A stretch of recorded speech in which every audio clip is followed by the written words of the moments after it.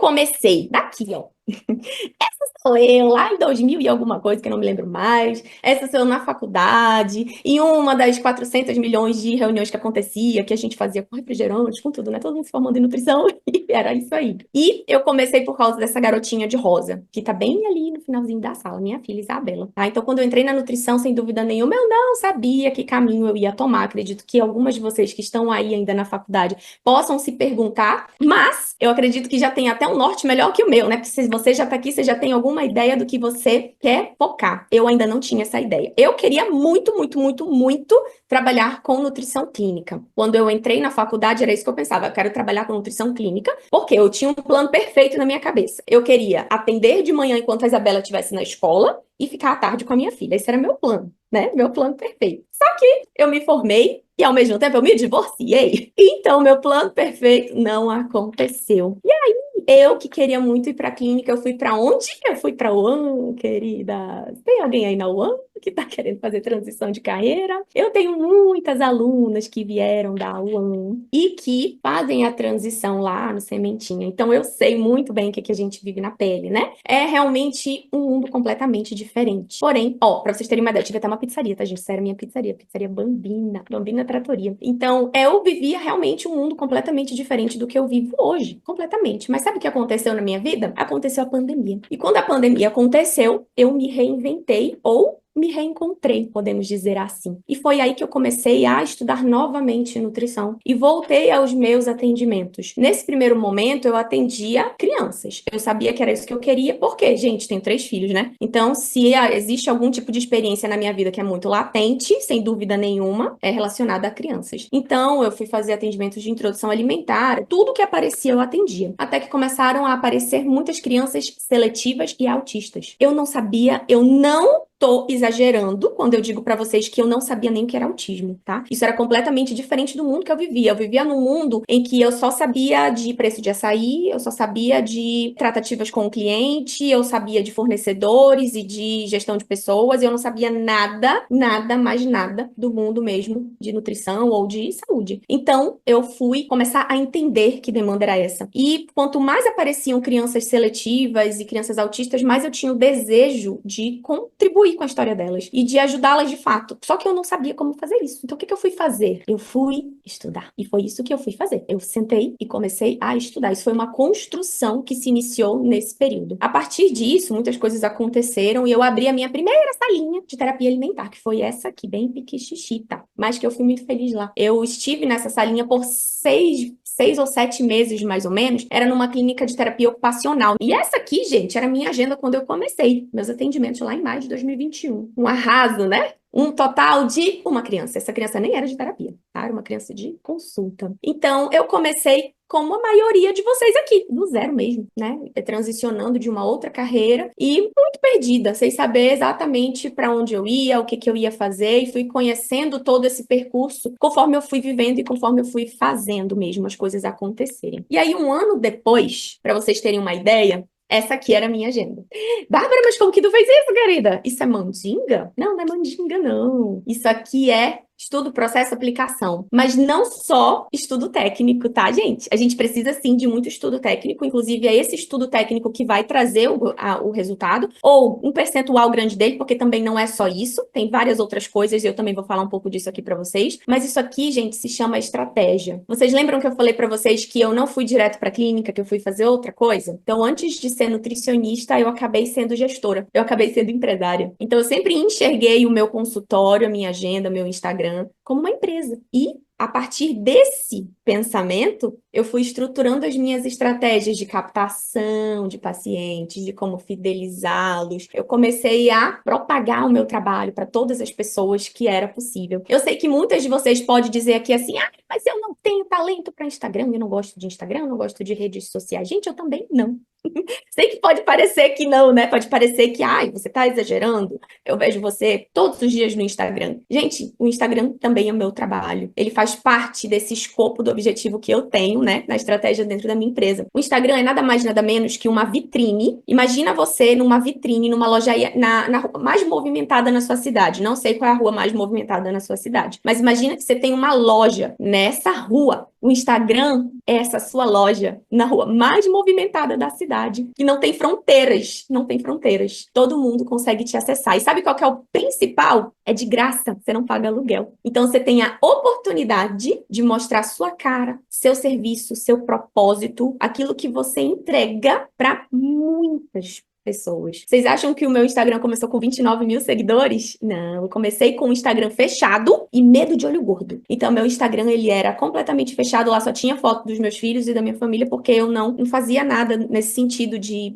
marketing, de divulgação. Mas eu entendi a necessidade e comecei a fazer. Então, pouco a pouco, eu cresci em todos esses âmbitos. E foi o que foi me trazendo o resultado que vocês conseguem ver hoje, tá? Então, tudo isso aqui faz parte de uma construção. O que que vai fazer toda a diferença no seu processo? Você pensar, o que eu posso fazer hoje para ter o resultado que eu quero daqui a 6 meses ou daqui a um ano? Principalmente, você sabe o que você quer? Qual que é o propósito daquilo que você entrega? Gente, todo mundo aqui trabalha por dinheiro, óbvio, né? A gente tem contas para pagar, filhos para sustentar, ou enfim, casa, família, mãe, pai. A gente tem responsabilidades financeiras, porém, a gente pode ganhar dinheiro só com nutrição? Só atendendo crianças seletivas? Não. Tem várias formas de se ganhar dinheiro. E esse trabalho aqui, ó, ele é um trabalho muito difícil e um trabalho de muito propósito também. Porque sabe o que que a gente entrega? A gente entrega saúde, a gente entrega felicidade para famílias, a gente ajuda crianças a se desenvolverem e atingirem o seu potencial máximo de possibilidades e de potência. Então, o nosso trabalho, ele é muito poderoso. E é isso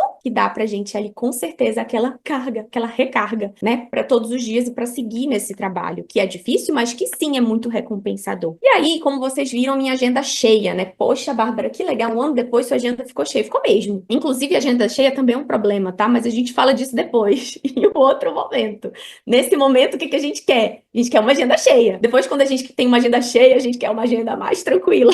Isso daí vocês vão ver, gente. E aí, quando eu comecei a me dar conta, nossa, que legal, eu tô ali fidelizando meus pacientes, tô tendo engajamento maravilhoso das famílias, mas sabe qual era o meu sonho? Dar uma alta. Eu queria muito dar uma alta de terapia alimentar. Esse passou a ser o meu grande sonho. Porque a gente vai estudando, a gente vai vendo o processo acontecer diante dos nossos olhos. E lembra, eu comecei lá do zero, sem nem saber que existiam crianças que comiam 3 alimentos apenas. Eu não sabia que isso era uma realidade de muitas famílias. E quando eu comecei a me deparar isso, eu comecei a estudar, eu me perguntava, será que isso funciona mesmo? Será que isso aí que eu vou fazer vai realmente ajudar a criança a comer? Eu me questionava. Porque, gente, é difícil. E a ansiedade, o correr pelo resultado, acaba também dificultando muito o nosso processo enquanto profissional. Então, eu me perguntava muito, era o sonho da minha vida. E aí, depois que a minha agenda cresceu, aconteceu algo muito melhor, que foi isso aqui, ó. Ele simplesmente parou de comer.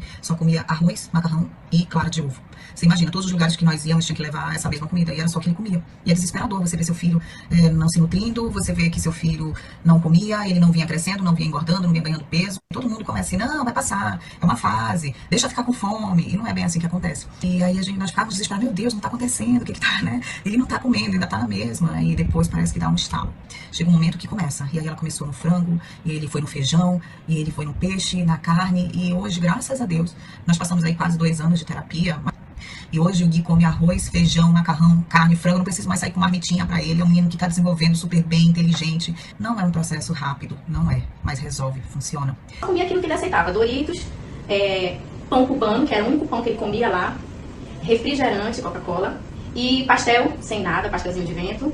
E somente, essa era a base alimentar do Luiz Miguel. Tô sempre com a saúde muito comprometida. Lembro que a minha sogra sentou de frente pra mim, ela olhou pra mim com os olhos cheios de lágrimas e disse, nós precisamos fazer alguma coisa pelo Luiz Miguel. Isso já ultrapassou todos os limites de aceitar que isso não é normal, tem alguma coisa errada, a gente precisa buscar ajuda. E nós estávamos assim, sem acreditar que ele um dia pudesse vir comer qualquer coisa. Por exemplo, eu lembro que quando eu rezava nas minhas orações, eu pedia muito, falei, meu Deus, eu queria que ele comesse ao menos um nuggets, alguma coisa. Nós viemos, marcamos a consulta com a doutora Bárbara. A partir daí começou a nossa felicidade. E devagar começou, nós fizemos a primeira entrevista, foi feito toda a análise, né? O Luiz Miguel também com um problema intestinal, de não conseguir ir ao banheiro regularmente. Que hoje em dia, pouco a pouco, ele vem melhorando, principalmente a parte de imunidade dele. Como ele tá gordinho, como ele agora ele passou a comer algumas coisas, ele já passou a comer peixe, empanado, na chapa, camarão, e principalmente ele hoje consegue comer frango frito, frango guisado, frango empanadinho, com a farofa, já passou a comer o macarrão, né? Então, já tem uma gama de alimentos que ele não aceitava nem sentir o cheiro e agora ele já consegue, a gente consegue ir para restaurante. Eu não conseguia levá-lo no restaurante. Hoje, um ano depois, o Miguel consegue sentar, ele pede para ir no restaurante, ele pede o prato que ele vai comer. Em relação a um ano atrás, do que o Luiz Miguel era e o que o Luiz Miguel é, hoje é uma criança completamente diferente. Comia basicamente só uma sopa, que era triturado, que não aceitava outras coisas. Toda vez que a gente tentava ir para ela, sentar à mesa e ela ver outros alimentos, era como se fosse um monstro ali. Ela não queria nem chegar perto da mesa. Já conseguimos inserir novos alimentos.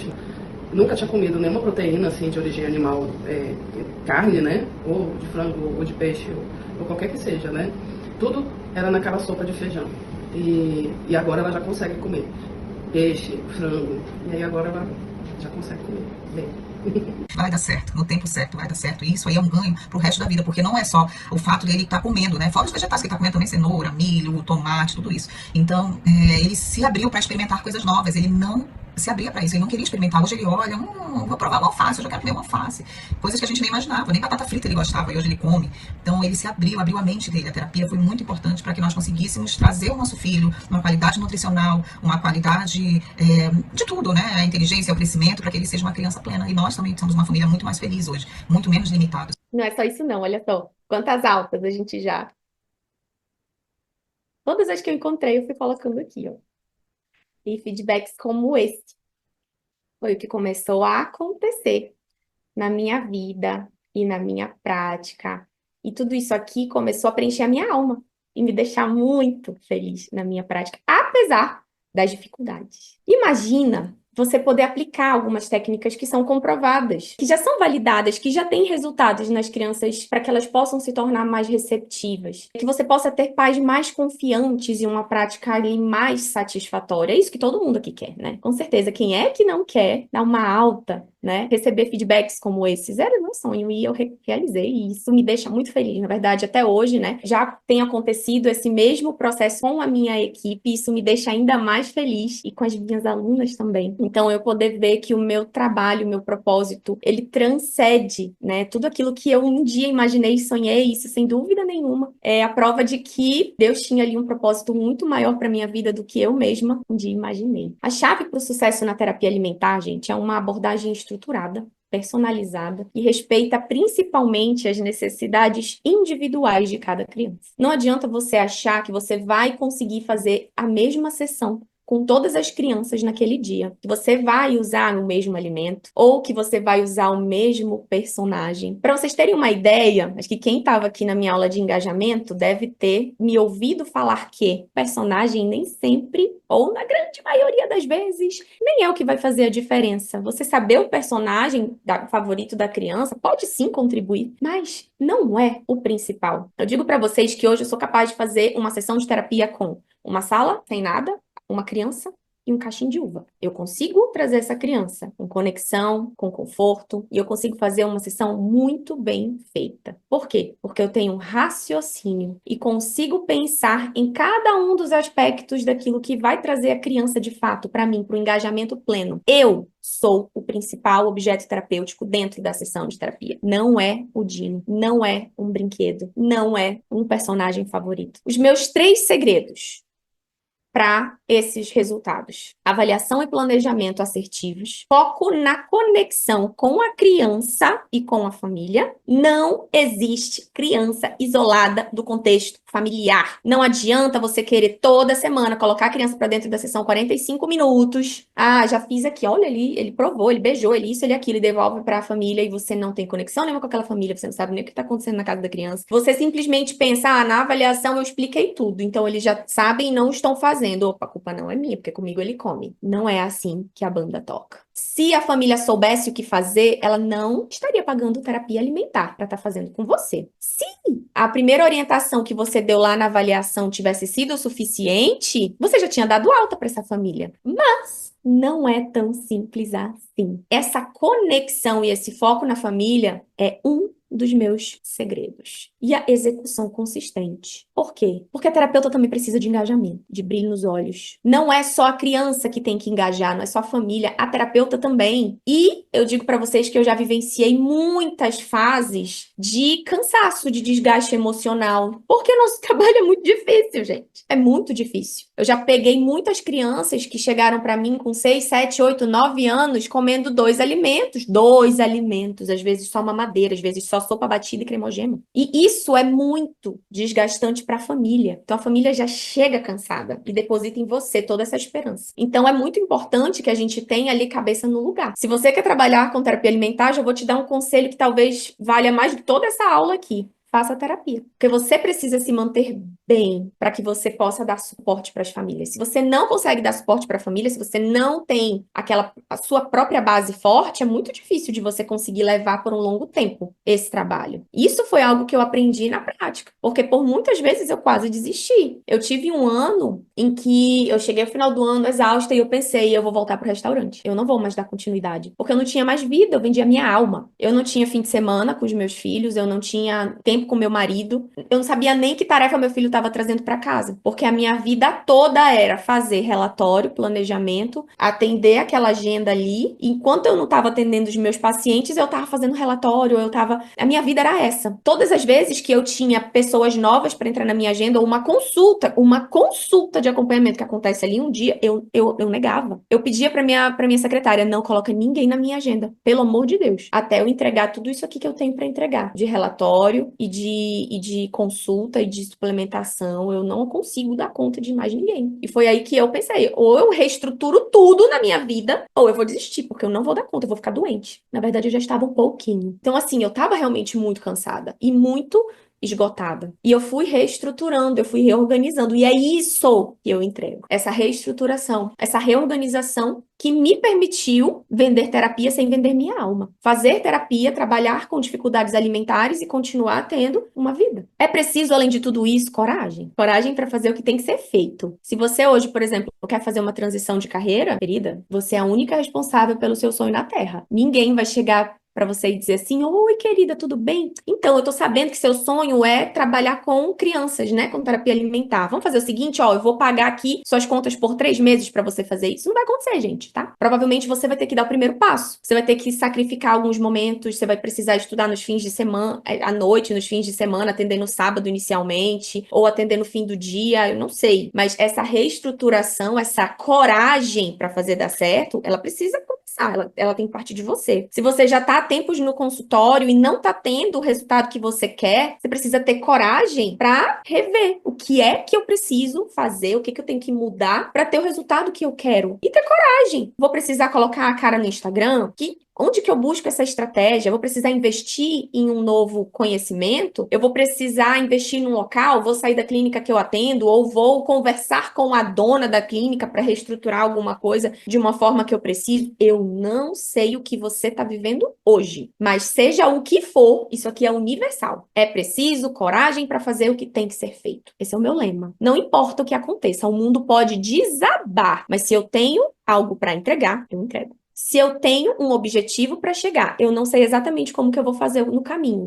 Às vezes isso acontece, mas eu vou descobrir fazendo. E é assim que acontece. Eu não sabia atender seletividade alimentar. Eu descobri enquanto eu comecei. Eu dei o primeiro passo. As coisas boas acontecem com quem tá fazendo acontecer, sabe? A gente tem que dar o primeiro passo para que tudo possa vir e fluir. Não é o contrário. As situações nunca vão estar perfeitas. Nunca. Nunca. Tenho 36 anos. Nunca as coisas estiveram perfeitas. Sempre que eu pensei, agora vai... acontecia alguma coisa. Da mesma forma que sempre que eu pensei, agora eu não sei como eu saio disso, agora pronto, acabou. Também acontecia alguma coisa. Porque coisas boas também, muitas coisas boas acontecem no percurso quando a gente tá dando os passos que a gente precisa dar. É fácil? Não é. Se fosse, todo mundo fazia. Não é fácil. Porém, se uma pessoa fez, você também consegue. Na mentoria, você vai ter acesso a tudo que eu tive que sofrer muito para aprender ao longo desses anos. Eu vou te entregar tudo pronto para que você possa aplicar e colher os frutos, economizar um tempo que vai te ser valioso na colheita dos seus resultados. Então a escolha é sua. Lembre-se, é preciso coragem para fazer o que tem que ser feito.